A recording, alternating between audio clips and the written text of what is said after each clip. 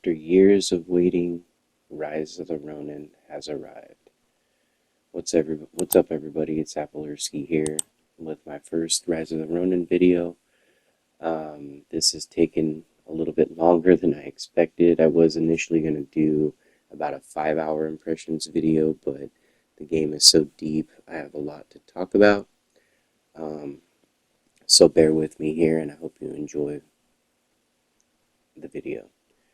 So, first up, let's talk about the good stuff. I feel like this game has kind of been under scrutiny um, in a multiple of different things, graphics, writing. It's kind of been all over the place as far as the reviews go. But me myself, I don't actually judge a game based off of a number. I look at reviews and then I make my own decision. And I feel like this game is a lot better than the majority of people are saying. Um, we get anywhere from fives to eights is what I've seen so far. So, um, anyways, kind of wanted to talk about my experience with the game, some of the systems. So if you're on the fence about it, I definitely recommend it. Um, but it's not perfect. So first off, the combat, probably the highlight of the game. I didn't. I'm 38, so I've played a lot of Team Ninja's games, like the older ones, Dead or Alive, all the Ninja Gaidens. I kind of didn't really play Neo, but I did have a friend. I watched like quite a bit of him playing it, so I'm familiar with how their games are. I played Wo Long a bit, um, but this one is really caught my eye. Um, First up, here's like a little bit of stealth here. It's a pretty decent stealth system if you know what you're doing. It looks similar to like kind of Assassin's Creed-ish. A lot of people compare it to Ghost of Tsushima, but I mean there are some similarities, but it's more of like an Assassin's Creed style. As you can see, you drag this guy into the bush here. Um, And I like that you don't just have like you've seen the vision earlier where I could see the enemies through walls. Well, that's from like a gadget that you earn, and it's a bell, and it kind of like gives off their location, which I think is a cool feature instead of just having some mystical power where you can see through walls. It just makes it a little bit more grounded. But stealth is good. It could be a little better, but it's passable. Um, a lot of the animations are cool. Which brings me to another point. The graphics in this game, while not, up to the standard of, say, like Spider-Man or God of War or um, some of the other PlayStation exclusives from first-party studios, but it's better looking than people are giving it credit for. Like, I don't understand like why it's getting so much negativity towards like the looks of it because it really does look good. Especially if you're experiencing it for yourself versus watching it on YouTube. Um, so you see here you have your different ranged options, your bow. It is an RPG, so you're not going to kill every enemy with a headshot. Um, but I mean, I find I'm actually playing it on the easy mode just because I don't want to. I, I used to play games on the hardest difficulty when I was younger, but I play so many games now, I can't like force myself to play a game on the hardest difficulty, unless it's like a trophy requirement or something. Um, but it does make the game a little bit more, uh, I'd say, like cinematic in that way if you play it on easy because the enemies, they're not spongy as like they would be normally like on a harder difficulty. That's just my personal preference. Uh, so here you see the flamethrower. This is a part of a side mission. Which another thing I've been hearing is the side missions are not great, but I actually feel that they are. Maybe it's just my personal preference. You got this guy here. You get inventions from him, so you'll get your glider from him, the flamethrower. And I believe he was actually a real figure from historical period and an inventor at the time. He's pretty interesting. So this here is like, so there's so many different systems, right? Like you can go pro shogunate, anti shogunate, and it was me being like the history buff that I am, and as interested as I am in uh, Japanese culture, it was kind of hard for me to make some of these decisions, because I know what really happened during this time period.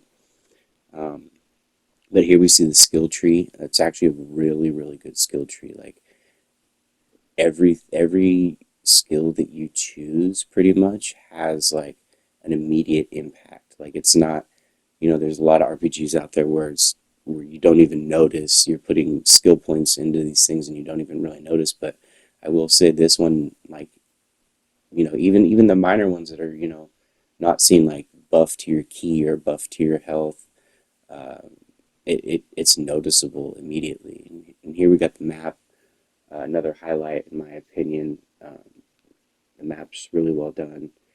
It might look a little bloated here, but that's only because like all the icons up there at the top I've already completed, like that district, so they kind of just let you know that you've done them already. And they have an interesting tie in it to where when you complete a district, it increases the bond, your overall bond level um, with the people there. So you'll get discounts at shops and different things of that nature. It's actually a really deep. Most of the systems in this game are actually really really deep, and I've been enjoying it so far. It might be a little too overwhelming for some at first, but once you actually understand what it is that you need to do, and the game does a pretty good job of telling you, like, each time you do something new, you'll get like a tutorial screen. I'm like 20 hours in, and I'm still getting new game mechanics explained to me. So, um, yeah, it's pretty impressive in that regard. And there's a lot of fast travel points, so you don't have to constantly, even though traversal is also one of its strengths too, especially when you're in a new area. But if you're kind of like ticking things off a checklist, there are a lot of saves places where you can fast travel to. So similar to like a Souls game where um, you have the gravestones or whatever they were. You every time you like activate one of those, that becomes a fast travel point. So here we see some more side activities. This is a shrine, um, kind of similar to Ghost of Tsushima in that regard, where you pray at them and you'll get like an ability point. So, and then here's one of my favorite things, actually, the picture activity. Now I have a little pocket watch that allows you to see, because some of the pictures have to be taken at a certain time of day. So you see Mount Fuji here, and it wants you to take a picture of it at in like early in the morning. So I fast forwarded the time with that clock, and that's real time. It looks really cool. You can see the time of day change. It's seamless. But I've been enjoying the photos. Every time I see the little icon pop up, I jump on and I take that photo because it's, in my opinion, super cool. And then we got the cat collecting, which seems kind of pointless maybe, but like cats are really big in Japanese culture, so it makes sense. Some of them you have to sneak up to because they'll run away. It's pretty fun. And then we got your there's multiple different trainings. This is a firearm training here. There all of these like little side quests to me have been fun. Like, and you get something out of each one too. It's not like you're just doing them to like be a completionist or something. Like that, there's ranking system to them. See, I got master there, so I got a trophy, but then I also got like a bunch of rewards for it, right? So it's worth it to do these side activities. This one here is another little side collectible. It's a treasure chest, so they're not easily accessible. So you got to kind of figure your way out how to get in there and get the treasure, which gives you an insane amount of loot, which is one of the bad parts of the game, and I'll touch a bit on that later. But here we see me getting an achievement for successfully starting a romantic relationship with a person. It takes a long time, well, at least the way I went about it, but it's cool. Like, it's just another little added thing into the game, and there's multiple characters you can do that with, and trophies tied to it as well.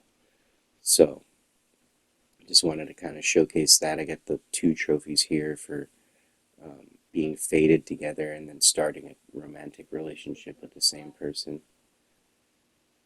So, and you can give them gifts to increase your bond. It's all about bond level and favors, and some of them are mission based. Cool little system they got going there. Next, let's see. So here we see some of the gliding, which is super fun. I know a lot of people have been talking about how fun the glider it is. It really is, especially when you're in the cities and you can continue your your glide. And there's also glide training too, which gives you rewards as well for that. Uh, Here's a move here. I love this little use your grappling hook tool to grab this guy and break his neck. But yeah, a lot of animations in this are really, really well done. And there's a ton of them. Like all your weapons, like see here, you got the Odachi uh, whole set of moves, right? And then you got your dual blades here, another whole full set of moves and its own animations. And then you got like your foxtail sword, right? Uh, there's a lot of different weapon variations and a lot of different animations, and you master them as you use them. So I highly suggest like kind of switching back and forth. Here we got the musket with the bayonet, so used as a melee weapon, but also a firearm, which is really cool. Get some cool kill animations there. Of course, you got your standard rifle. Bam, little headshot here. Love that reload animation. And you have your pistol too, which is it's a sidearm, right? So you see that I just did a little execution on the ground. Here we get some grappling to these are those banners I was talking about. So now that permanently becomes like a fast travel point, right? And it also kind of opens up and shows you things on the map that you can go and do.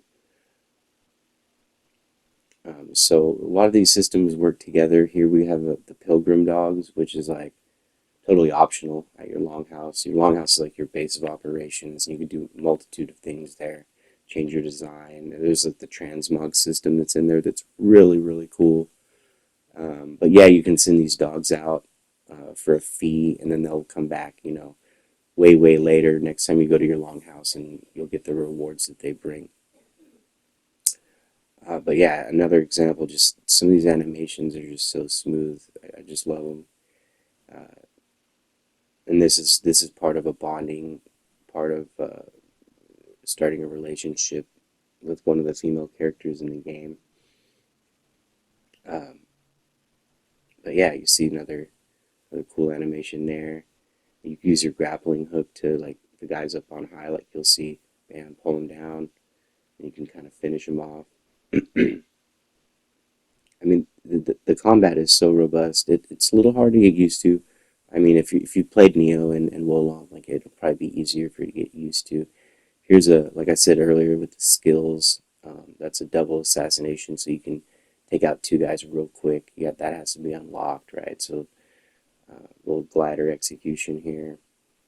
I just wanted to kind of show some different aspects of the game, um, and give it some more credit, man, because like this is Team Ninja's first like try at an open world, and I love it. I'm loving it so far.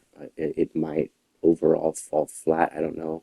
I'm barely on Act Two, but people are saying the writing and the presentation isn't good. But just look at this. This is very well done. You don't get a lot of cinematics like this, but when they do happen, they're all really, really well produced.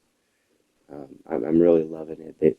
They capture the culture, but also give it its own like Team Ninja kind of little bit over the top like combat, but it's all rooted in reality, really. I mean, what they've done there just deserves credit alone.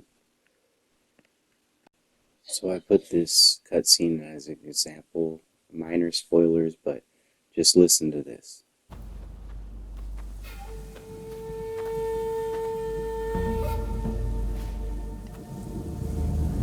Move! Out of the way!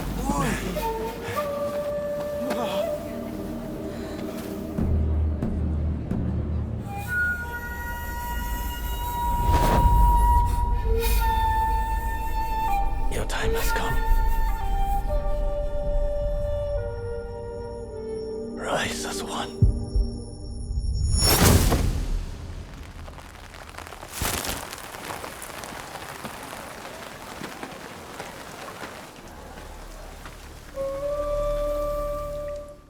See, in my opinion, that's top notch right there. The music, the vibe it gave off, the voice work, and even look at this one.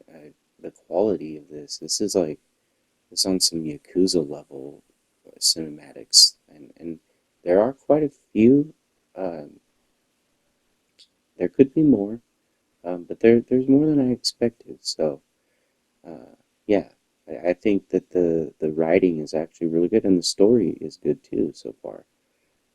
I know a lot about the period, so maybe that's why I'm like I like it more than like the general audience. But I definitely say if you're just even minutely interested in Japanese culture and the history of what actually happened, I mean, this is pretty much like following it to a T. Um, but what's crazy is you can make decisions that can change what happened in real life. I'm kind of going with what happened in real life. We'll see how it pans out, but yeah, it's really good so far, in my opinion. Higher than a 5 and a 6 for sure. So this is me trying attempting to perfect the game. I'm a person that likes to play, if possible, with as little HUD as possible. I love the cinematic feel. So I'm getting used to it. I'm getting better. This is like my kind of my first attempt at it, so I wanted to kind of show you what it looks like without the HUD. It's just way better. Like way, in my opinion, the the game base itself has a lot on screen. So playing it without the HUD, although difficult, is once you get used to it, it's really cool. Doing the same thing with Spider-Man too. So here we just have the start screen. Just wanted to showcase that. It's pretty cool. Like whatever current outfit you're wearing will show here. Pretty cool little touch. Now here's to the bad stuff. The loot is absolutely atrocious. I'd say this is the worst part about the game. Like I don't know why developers continue to do this. Like we don't need 400 versions of one weapon type. Like with numbers that you really can't tell. You know what I mean? Like it's cool because they have the transmog system. So like once you pick up a variation of like clothing, any type of like um, piece of clothing or weapon, there's multiple different like palettes to them, and you can set the transmog to where it never changes, and you get a multiple loadouts too, which is really cool. Now this here is just showcasing. Speaking of the loot, you can. There's two options. You can auto disassemble and auto sell items that you picked up, which is cool that they added that. Right? Like I haven't used it, um, but that's a cool option. And also, this is where you go to hide the HUD. As you can see, HUD's clean. This is uh, this is after I've gotten a little more used to playing with no HUD. This is a little bit my most recent gameplay. Just a little side mission. Wanted to kind of showcase what it looks like while I talk about a couple other things here. Um, I'd say next to the loot, the overabundance of loot. Well, it's a kind of a catch-22 because like you get all these weapons and everything, and most RPGs you have an encumbrance or whatever to where if you gain too much loot, like you have to like store it or sell it or whatever. Well, this game like it doesn't do that. Like you're never encumbered, and if you pick up too many of one like resource or whatever, it'll like automatically it'll send it to your storage, right? So um, it's cool they did that, but still they could have toned down on the amount of weapons and stuff, right? Also, here's an example. Uh, this is my other nitpick with the game. So two major things uh, that are that I don't really care for is like the protagonist is mute. Like the only time he speaks or she, whoever you choose, is when your blade twin is on scene, and that's very rare. I think I've only ran into her once, um, and his lines are very minimal. Uh, but if he talks at all, you know, I feel like he should be talking more throughout the game. Like you'll have these regular conversations where you can choose dialogue options, and the character it's like Fallout. Like the character just reacts like to like, but you don't speak it verbally. I think that's something that they could have, yeah, you know, even just a little bit more dialogue, basic stuff. I would have appreciated more. But that's kind of a nitpick. I mean, overall, I think this is a higher end game. It's not in the mid average level. I feel like this higher than average overall. So pros, the world definitely is pretty much spot on to what Japan looked like at the time. Um, a lot of all of the systems work really well together. Although there are a lot, and you might not even use some of them, but they are there uh, for you to use, and they all do work really well together and have some interesting twists that most games don't have. The combat, excellent. The combat is absolutely excellent. One of the better. Look at this right here. How cool that was. Unarmed like takedowns and stuff. So many different animations. Combat is definitely the highlight, right? Like I've never got to a point where I'm like, oh, there's enemies here. I don't want to fight them. You know, a lot of open world games, even though they're good, sometimes the combat isn't that great, and you kind of want to avoid it unless you have to, right? But this is not that. This is super fun combat. Um, all the different options you have customization wise is great. Um, I didn't get to show you. Maybe I'll make another separate video of like my builds of my character with the transmog system, which is really cool. Uh, Also, so like those are the pros, right?